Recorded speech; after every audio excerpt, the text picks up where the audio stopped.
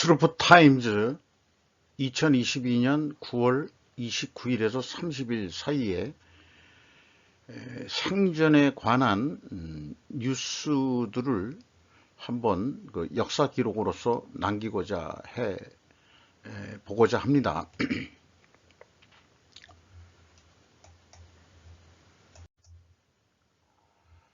러시아의 조국 수호 열기, 마더 러시아가 부른다, 이런 제목으로 그 유튜브를 하시는 분으로서 박상우의 문명계열하고 9월 24일자 유튜브를 봤는데요.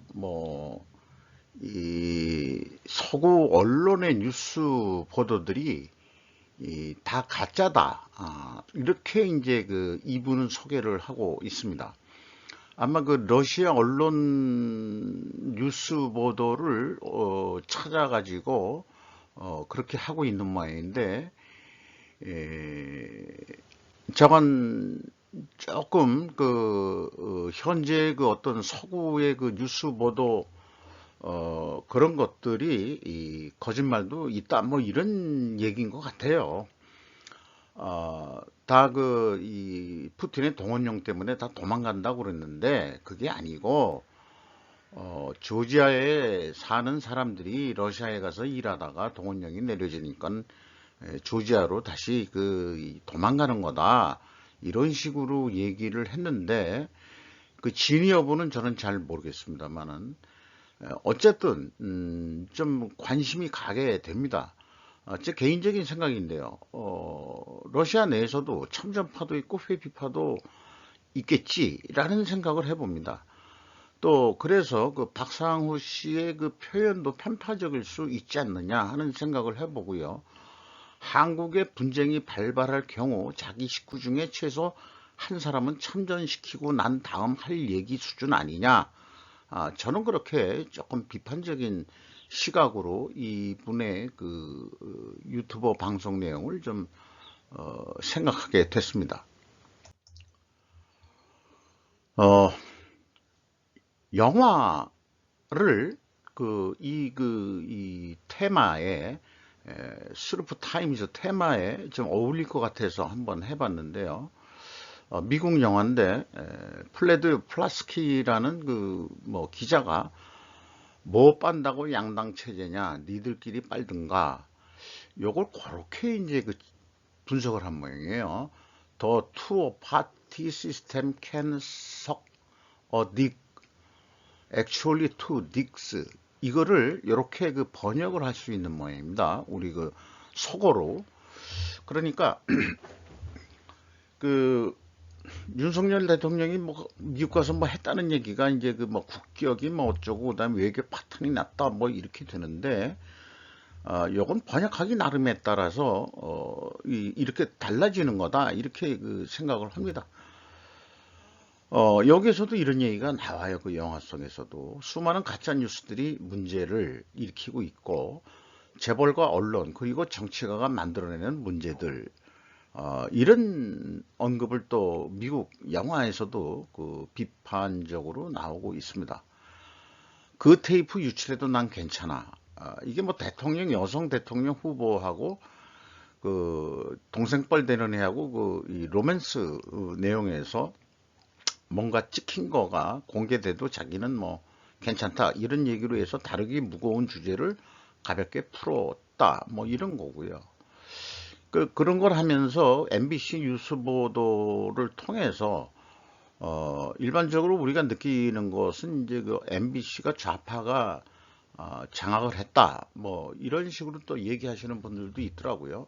그게 현실적인 것 같긴 합니다만은, 요것도 이제 영화의 한 장면인데, 참 오스트레일리아, 호주, 예, 드넓은 이런 풍경을 보면서, 한국은 이런 곳에서 안 살아봐서 좁아 터졌어 라는 생각이 저는 들어갑니다. 예, 좁은 땅덩어리 내에서 서로 치고받고 싸우는 꼴이 영 못마땅해서 이런 표까지 한번 좀 만들어 봤네요. 아까 미국 영어는 롱샷 2019 였습니다. 스티펠 파이낸셜 한국 대형 증권사와 합작. 자, 이게 무슨 어떤 그 외국 그 투자 기관인 모양인데 한국 대형 증권사하고 합작해가지고 뭘 또 한국에 대한 주식시장에 이 참여를 할 모양입니다. 그 우리나라의 외국 투자 기관이 많이 들어와 있다는 것은 그만큼 상대적으로 메리트가 있는 시장 아니냐. 결국 뭐 한국 경제가 뭐 폭망 직전이다 이런 식으로 이제 그 협박이 아니고 이제 공포스러운 분위기도 만들어내고 하는 뉴스도 많습니다만은 그 와중에 이런 게 나온다는 얘기는 뭔가 얻어먹을 게 있고 그 다음에 돈 벌 거리가 있으니까는 이제 이런 그 합작 투자 계약이 생기는 거 아니냐 이런 생각도 해봅니다. Airbnb 한류 열풍이 전 세계를 휩쓸면서 한옥 카테고리를 계획하고 있다. 이거 야후 뉴스에서 따온 건데요. 이거 이제 기분 좋은 얘기입니다. 이런 거는 한옥은 한국의 전통 가옥이다. 환경 친화적인 재료, 기둥과 틀을 위한 나무 벽을 위한 흙과 집의 혼합물과 같은 것. 한옥은 여름철에 딱 맞는 공기순환이 잘 되고 겨울철에 여러 방을 따뜻하게 데울 수 있는 온돌이죠. 그 돌층이라고 이제인데 이걸 온돌이라고 번역 AI가 좀 번역해 줬으면 다 좋았을 것 같은데 온돌 난방 시스템이 특징이라고 한다. 이렇게. 자, 이제 해리스 부통령의 그 거취가 이제 말하자면 9월 말에 우리나라 그 뉴스에 많이 이슈가 됐습니다. 해리스 DMZ 방문으로 아시아 순방 마무리. 우리나라가 이제 마지막 아시아 순방길이었던 모양이죠. 한국에 대한 철동 같은 약속 강조했다. 그리고 그 카멜라 해리스가 일본 칩 제조 파트너 모집 한다는 거로 그 일본하고도 뭐 썸씽을 좀 한다. 이런 얘기예요. 한국하고만 하는 게 아니고 뭐 출처 이것도 야후 뉴스인데요. 미 한일 긴장에도 아시아 공동연색 모색이라는 제목으로 또 뜬 게 있습니다. 윤석열 대통령하고 그 해리스 부통령이 악수하는 장면이고 유명한 판문점에서 그 북한 초소를 보면서 미국 장교하고 대화하고 있는 그런 내용입니다.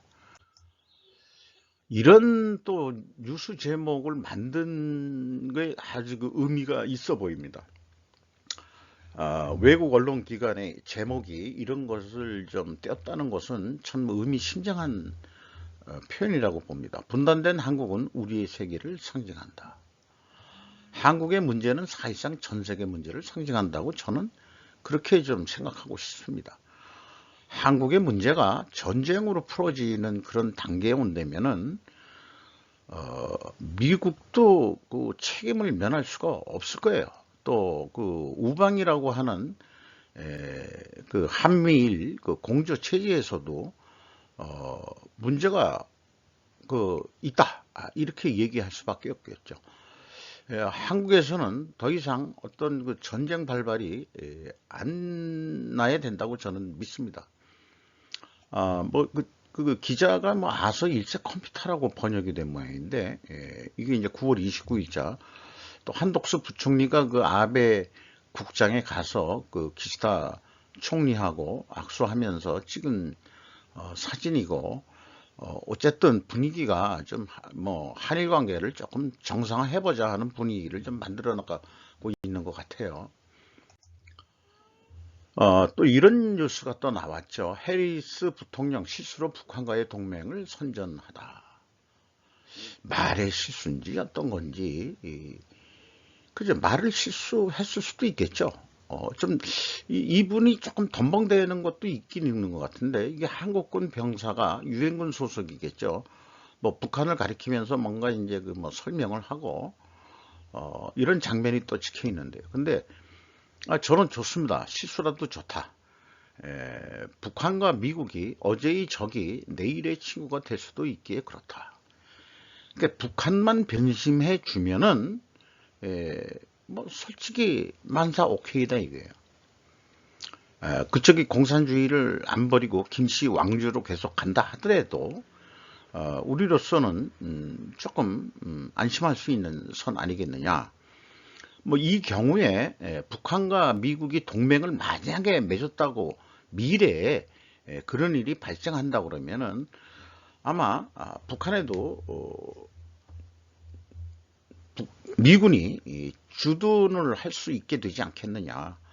저는 그렇게 그 미래에 그런 상상을 좀 해보게 됩니다. 연의에서 계속해서 이건 뭐 번역이 아니고 이제 원문 그대로 했는데 바이스 프레지던트 해리스 US has strong alliance with North Korea 라고 이분이 그 말실수를 했다는 거예요. 그 판문점에서 연설을 하면서 미국은 북한 공화국과 강력한 동맹을 맺고 있다고 말했다. 요거를 이렇게 번역을 한다는 거죠. 네. 이 번역을 잘 해야 됩니다. 번역을 잘 해야 되는데 분명히 그 노스코리아라고 그 얘기를 했다는 얘기는 이분이 좀 이상하죠, 그죠? 이상한데 이게 만약에 의도된 실수였다. 그러면은 아마 그 김정은이한테 보내는 메시지 아니겠느냐 하는 생각까지도 저는 개인적으로 해봤어요. 이거 분명히 뭐가 숨겨진 메시지가 있다. 니들하고 싸우고 싶지 않아. 우리 대만 거만 신경 쓰기도 바쁘니까 너희들 좀 그러지 말고 또 그 항공모함도 부산에 지금 와 있죠. 그리고 이제 합동훈련 지금 하고 있고 또 북한은 뭐 미사일을 또 쏴 올렸고 이렇게 되는데 이 메시지는 반어법적으로 북한 너희들하고는 싸우고 싶지 않고 잘해보자 하는 메시지가 숨겨져 있는 거 아니냐고 제가 소설을 써봅니다. 소설을. 용산시대는 노무현의 꿈이었다고 중앙일보 주정환 기자가 무슨 돌아온 노예 남자 병현양균 이렇게 해가지고 그 고문 위촉을 해가지고 기념사진을 찍은 모양인데 15년 만에 돌아온 변양군 전 청와대 정책실장. 그런데 이제 2007년에 신정아 사건으로 모든 공직에서 물러난 지 15년 만이다. 근데 제 생각에는 그게 그 신정아 사건이라는 거 지금 기억이 나까나까고 되는데 무슨 썸씽이 있었다는 거 아니에요? 그 신정아 씨라는 사람하고 뭐 이런 사람은 다시 발탁해서는 안 된다고 봅니다. 왜냐면은 그 스킨 인 더 게임의 그 정신이 없는 사람들을 또 뭐하러 데려다가 좀 하려고 그러는 거냐. 그런데 이제 뭐 이분이 뭐 책을 하나 썼긴 썼던 모양이에요. 경제철학의 전환이라고 해가지고 환갑 변양균 씨를 뭐 좀 옹호하는 인터뷰 같은 그런 거를 중앙일보가 냈는데 무슨 의도인지 잘 모르겠습니다만 슌페떡신 이 창조적 파괴. 저도 뭐 그런 책을 좀 옛날에 읽어본 거 있는데 물론 이제 이 혁신이라든가 뭐 이런 것들은 결국 창조적 파괴다. 뭐 이렇게 말을 붙이기 나름인 거죠. 자, 그런 얘기였습니다. 어쨌든 생전과 저는 관련이 있는 한국의 생전, 오늘의 생전과 미래의 생전을 위해서 우리가 어떤 방향으로 가야 될 거냐 하는 데에 대한 그런 그 관심적인 뉴스들을 또 역사 기록으로서 남겨봤습니다.